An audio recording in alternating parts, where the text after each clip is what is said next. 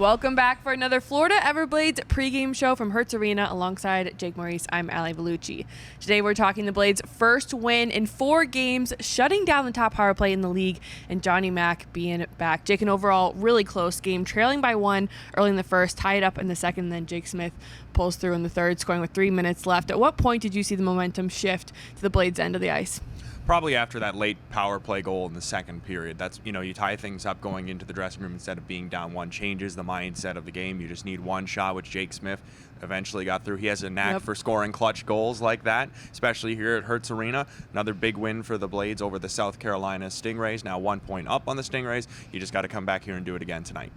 We have to talk about the goalie situation. I think both goalies, Evan Fitzpatrick for Florida and then Stevenson for South Carolina, played outstanding games. They really kept their team in it. I think people might have been a little surprised by the Evan Fitzpatrick start last night, but I think he honestly played a really solid game and kept his team in it. No, he was excellent. He had some fight to him as Definitely. well. Got himself a penalty. A little feisty. Maybe went a little over the line, but no, that's great to see from your netminder. I mean, the Blades, they have 2 strong netminders, right? You're never wondering why one is in over the other, because you're expecting a good start from whichever one is in the crease. And at the other end, credit to Clay Stevenson. He played really well. South Carolina has great goaltending, has been a big part as to why these games in this series have been close between these two teams. Excellent goaltending is always going to keep things tight.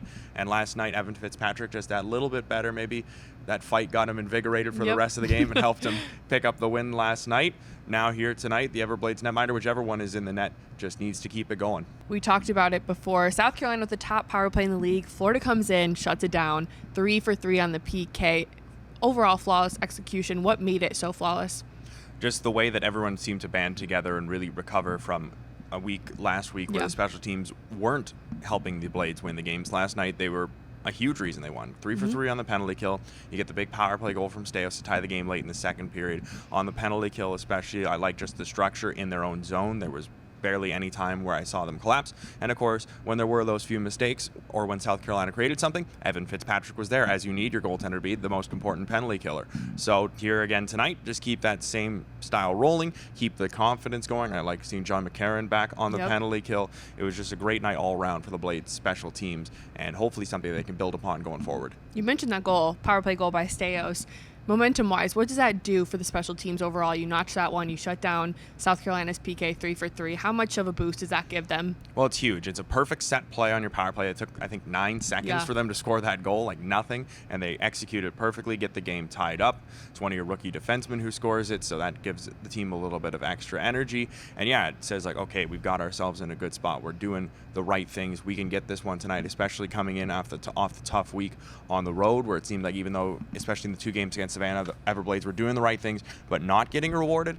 There, you get the 3 big penalty kills, and then on your first power play of the game, Staios puts a heater into the back of the net, brings the building to life, and Everblades just kept going from there for the win.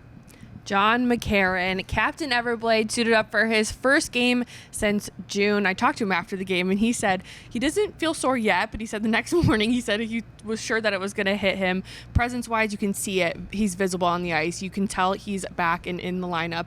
What did you see from him that you liked so much? Big dude throwing his body around early. He looked like a guy who wanted to show that he was ready to go. He was excited to be part of the Everblades lineup. He was seeing the ice well, making smart decisions with the puck. Picked up an assist on the Staios power play goal, so already has himself on the scoreboard, which is nice. You don't feel the pressure to get yourself some points. You're not like, oh, I need to get on the scoreboard so that I'm really contributing. No, he got one in the first game. He's on a point per game pace through one game. So it's nice to see him get back into the lineup. Certainly a noticeable presence. And it seemed that his line mates, Winicky and Fighton, were energized being out there with him. Everyone seemed to enjoy their time on the ice with McCarron. Head coach Brad Rolfe said that he loves having him back. He said it brings a leadership aspect that not a lot of guys have. It's not teachable. We love having him back. He's going to be a huge part to this team. Team that's missing some guys right now to injuries and gloves. His timing to come back for the team, perfect heading towards the stretch drive. All right, now for some more mojo. We killed it last night. We brought some mojo for the team when they needed it most. I'm going to go Lucas Kalba. I think he's been solid. He's always consistent, always a consistent presence, and again, one of those visible guys. I think he's going to pull through here. Always willing to shoot the puck from the blue line and help create something, which is really important against South Carolina. You don't know how many chances you're going to get. I'm going to go with Levko Koper on a 3-game point streak right now. Picked up the primary helper on Jake Smith's game winner, set him up yesterday, so I want to see him keep that rolling. 3 keys of the game, Jake. What do you got? The main one is just going to be capitalize on your opportunities and be smart with the puck. I mean, yesterday we were heading towards overtime. South Carolina turns the puck over once, and Jake Smith fires it into the back of the net, and all of a sudden Everblades are up 2-1. We love that, but you don't want it to go the other way. So you got to be smart with it, especially when the game is getting towards the end. It's going to be another tight game. 5 of the 6 games that these two teams have played this year have ended with a 1-goal affair. The only one that didn't was because the Everblades scored an empty netter to go up by 2. So these games are going to be tight all the way till the end. You've got to take advantage of the opportunities when you get them.